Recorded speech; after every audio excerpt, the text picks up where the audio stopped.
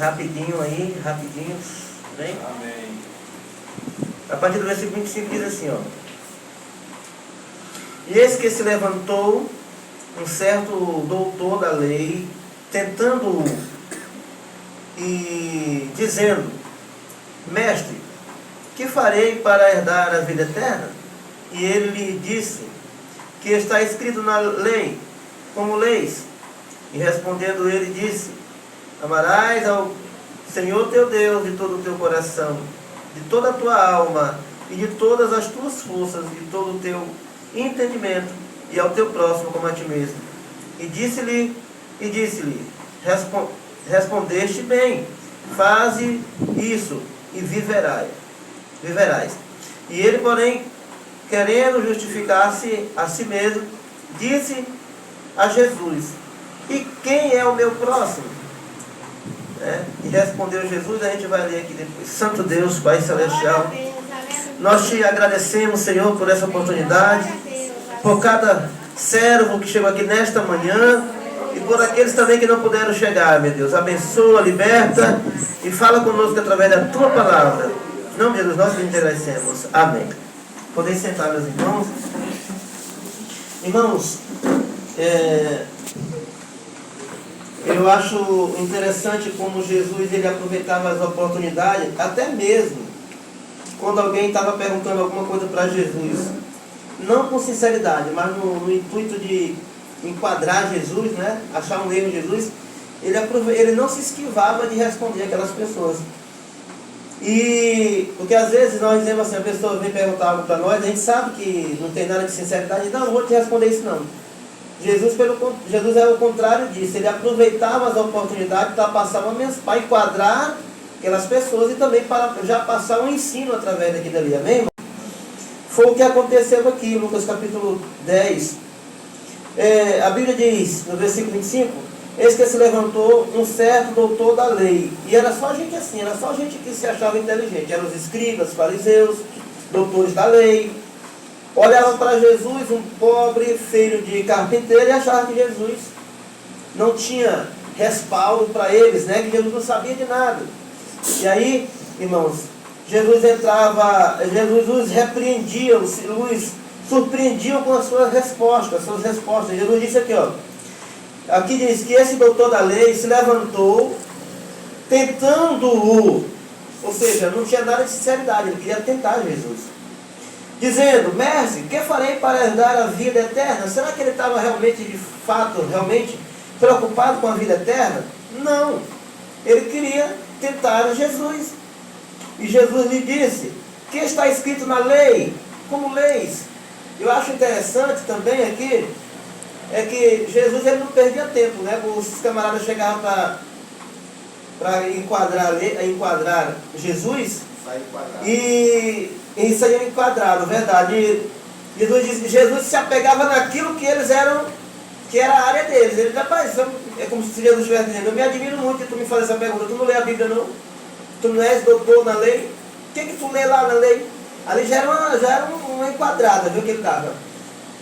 Porque Jesus sabia, se fosse qualquer um que chegasse para ele, Senhor, eu quero ser salvo, eu tenho desejo da salvação. Jesus, como muitas vezes ele fez, ele ia sentar e ia explicar o caminho da salvação. Uma certa vez ele disse: eu sou o caminho, a verdade e a vida, e ninguém vem ao Pai senão por mim. Portanto, o caminho da salvação é Jesus, e ele já havia dito isso diversas vezes. Mas aquele homem, para tentar Jesus, foi lá e disse: o que farei para herdar a vida? E aí Jesus respondeu ele, dando uma enquadrada naquele homem. Mas aí você sabe que essas pessoas, quando o inimigo, quando ele levanta essas pessoas para questionar a verdade, eles dificilmente se dão por vencido. Ao que ele respondeu, ele retrucou a Jesus, né? E a Bíblia diz aqui que ele, querendo se justificar, ele disse: ele, porém, querendo justificar-se a si mesmo, disse a Jesus: e quem é o meu próximo? Ele continua ali querendo pegar Jesus. Aí Jesus, essa que Jesus deu aqui para ele. E respondendo Jesus, disse: descia um homem de Jerusalém para Jericó e caiu nas mãos dos salteadores, os quais o despojaram e espancando-o, se retiraram, deixando-o meio morto. E ocasionalmente descia pelo mesmo caminho certo sacerdote, certo que, irmãos? Sacerdote. E vendo-o, passou de largo, passou lá por longe, não quis se comprometer, não quis ajudar, não é? Demonstrou total empatia com a situação daquele rapaz. E aí Jesus continua dizendo, e diz assim, ó, de modo que também um levita, também um que, irmãos? Um levita, chegando àquele lugar e vendo, passou de largo, passou lá por longe, não é? Quantas vezes nós vemos um irmão necessitado e a gente passa por longe dele? Quantas vezes a gente vê o irmão precisando da gente e a gente passa lá por longe? Essa é a ideia. Jesus aproveita a hipocrisia daquele hipócrita para conscientizar o seu povo, irmãos, de que nós temos que ter empatia com o problema uns dos outros, que temos que cuidarmos uns dos outros, viu? Porque esse que está precisando, ele é o seu próximo e ele precisa de você, amém? Jamais faça vista grossa por problema do seu irmão. Jamais faça que você se finja que você não está vendo a necessidade do irmão, e porque Jesus está cobrando isso da sua igreja. Ele vai dizer, ó, mas um samaritano, cadê? Meu Deus, cadê aqui, ó? Mas um samaritano que ia de viagem chegou ao pé dele e vendo-o, moveu-se de íntima compaixão. Ele se moveu de que, igreja? De íntima compaixão. Louvado seja Deus. E aí o que é que acontece?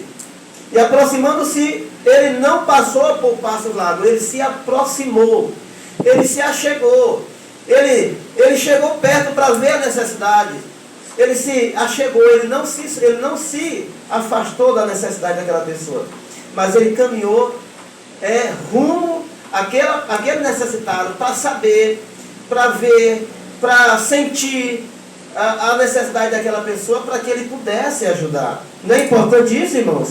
Esse ensino que Jesus está nos dando não é importante?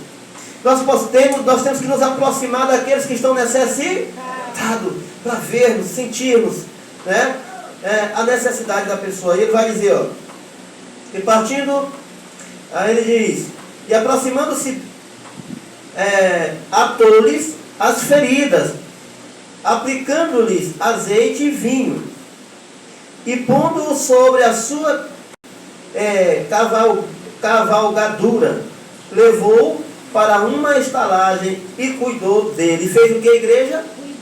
Cuidou dele. Que lição importante Jesus está nos dando aqui? Cuidarmos uns dos outros, igreja. Porque Jesus diz assim também, que nós temos que tratarmos os outros da forma que nós gostaríamos de ser tratados.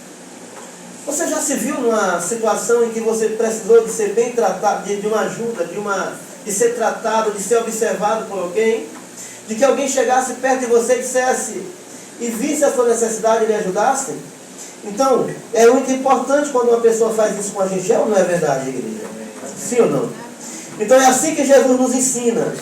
Essa é a forma que nós temos que agir. É nos aproximando do nosso próximo, sentindo a necessidade dele, né, para que a gente possa ajudar. Qual, pois, aí ele diz, e partindo, versículo 35, e partindo ao outro dia, tirou 2 dinheiros, e deu-os ao hospedeiro, e disse-lhe, cuidai dele, e tudo que demais gastares, eu tu pagarei quando voltar. Meu Deus do céu, que amor é esse? Que amor é esse, irmãos, que nos constrange a ajudar o nosso próximo? O amor de Deus, amém? Só faz isso quem tem o amor de Deus. Qual, pois, destes 3 te pareceu que foi o próximo daquele que caiu nas mãos dos salteadores?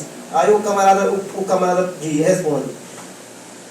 Ele disse, o que usou de misericórdia para com ele. Disse, pois, Jesus: vai e faze da mesma maneira. Vocês lembram qual foi a pergunta que abriu esse comentário de Cristo? Qual foi a pergunta? O que devo fazer para herdar a vida é eterna. Jesus disse, eu acho interessante que Jesus vai contar toda essa história para dizer bem no final: tu queres herdar a vida eterna? Cuide do teu irmão. Ou seja, Jesus está dizendo aqui que a nossa salvação também está, irmãos, associada a aquilo que nós fazemos de bom para os outros. Às vezes a gente fica procurando o que nós devemos fazer para ser salvo. Todo mundo procura a salvação, todo mundo busca a salvação, mas muitos se perguntam o que a pessoa tem que fazer para ser salvo. Primeiramente, ele tem que acreditar no sacrifício de Cristo, né? Aceitar Jesus. E segundo, ele tem irmãos que praticaram o amor. O amor, mas não é aquele amor como eu vi o pastor uma vez pregando, que existe um tipo de amor aí, né?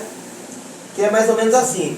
O pastor na pregação dele disse: tem gente que ama assim, ó, tu me ama e eu te amo e tu me ama. Quer dizer, é uma troca, não é? O amor de Cristo, o amor que Jesus nos ensina, não é assim. Veja que o próprio homem que pergunta, o doutor da lei, que pergunta para Jesus o que ele deveria fazer para ser salvo, ele conhecia o mandamento. Quando Jesus diz assim: o que tu lê na lei? Como é que está lá na lei? Ele responde, ó. E respondendo ele disse: amarás ao Senhor teu Deus de todo o teu coração, de toda a tua alma, de todo o teu de todas as tuas forças, de todo o teu entendimento, e ao teu próximo como a ti mesmo. Né?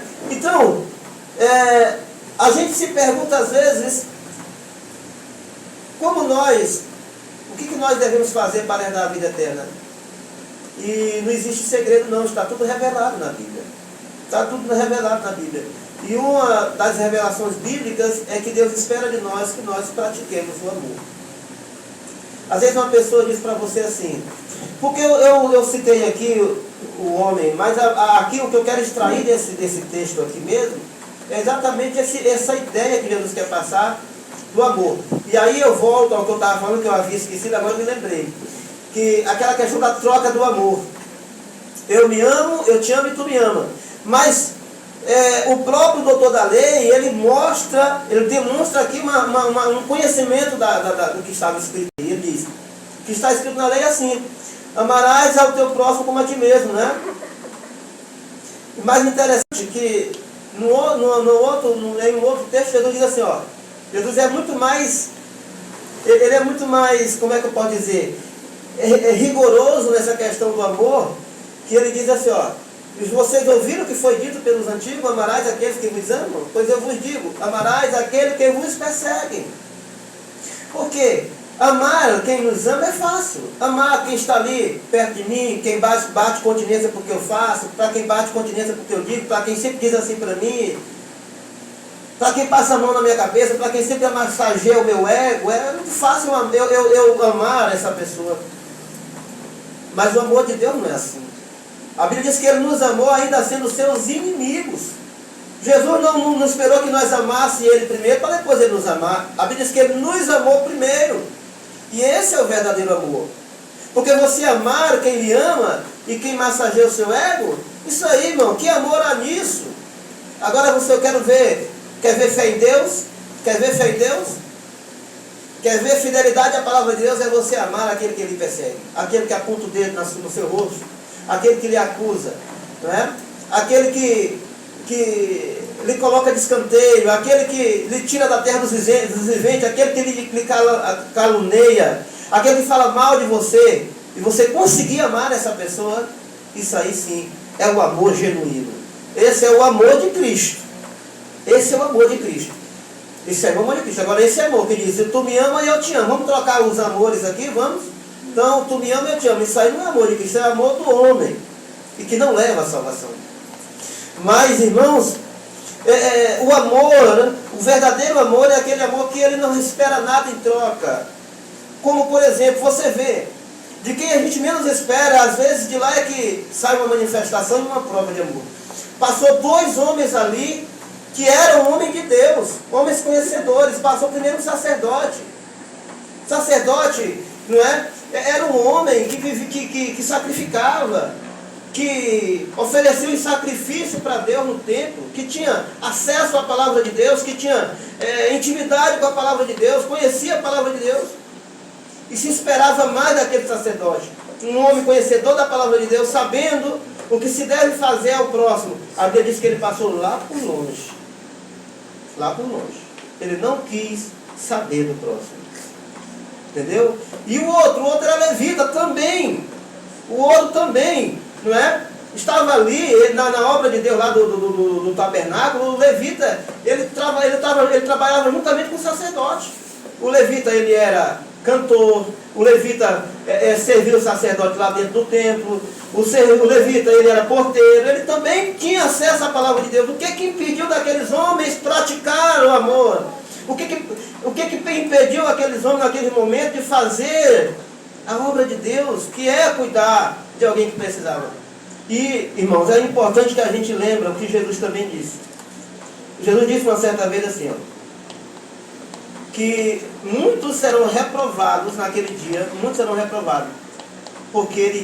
Aí os discípulos perguntam, por que serão reprovados? Ele vai dizer, porque tive fome e não me deste de comer, porque tive sede e não me deste de beber, tive nu e não me deste do que vestir, estive preso e não me visitaste.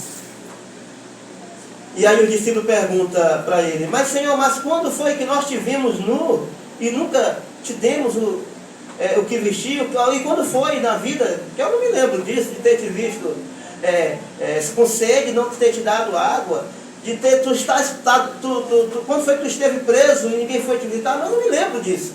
Mas Jesus diz bem assim, porque quando fizestes a um desses pequeninos, a mim vocês estão fazendo. Louvado seja Deus. Então, quando você faz por alguém, você acha que você acha que você está fazendo por uma pessoa, e que essa pessoa mais tarde, não vou fazer nada por esse miserável, não, que ele mais tarde ele vai fazer o mal, vai me recompensar com o mal. E vai mesmo. E não é nesse pensamento que deve estar na nossa cabeça. Porque quando a gente faz o bem, nós não devemos esperar nada de quem nós estamos fazendo. Por quê? Porque isso não é o bem, isso é mais uma vez aquela velha troca. O bem é você fazer sem você esperar algo de troca. Você faz o bem sem esperar que você vai ser recompensado por isso. Então o que acontece? Então isso quer dizer que nós temos que fazer o bem, esperando o bem, não da pessoa, mas de Deus. Amém, irmãos? Então se nós hoje, que não estamos diferente, irmão evangelista, vê se não está bom lá. Nós hoje, que estamos aqui, que estamos aqui na igreja, aprendendo a palavra de Deus, que temos comunhão com a palavra de Deus, que conhecemos, não é, as orientações bíblicas. Eu pergunto para vocês, o que nos impede de fazermos também a obra de Deus? O que nos impede de orarmos por aqueles que estão precisando, mesmo que eles nos persigam, que eles vivam nos perseguindo, não é? O que nos impede, irmãos, de nós fazer o bem? Não é? Porque também é o seguinte, a Bíblia, ela nos coloca na mesma situação com Deus. Presta atenção nisso que eu vou falar para vocês. A Bíblia nos coloca na mesma posição com Deus, quando se trata quando nós estamos numa situação em que temos que interagir com quem não nos ama, com quem não gosta de nós, e nós temos que fazer alguma coisa por essa pessoa. Aí você acha, eu não vou fazer não porque ela é minha inimiga. Mas quanto a nós e Deus, nós estamos na mesma situação. Deus também podia não fazer nada por nós, porque nós não somos amigos de Deus. Todos os dias nós pecamos, desobedecemos a Deus. Se você não quer ajudar alguém porque alguém faz alguma coisa que você não gosta, você já pensou na sua situação diante de Deus? Quanto que você desobedece a Ele? Você já pensou como também você não era digno de receber nada de Deus, porque você está levando em consideração as coisas ruins que a pessoa faz contra você. E você já levou em consideração as coisas ruins que você faz contra Deus?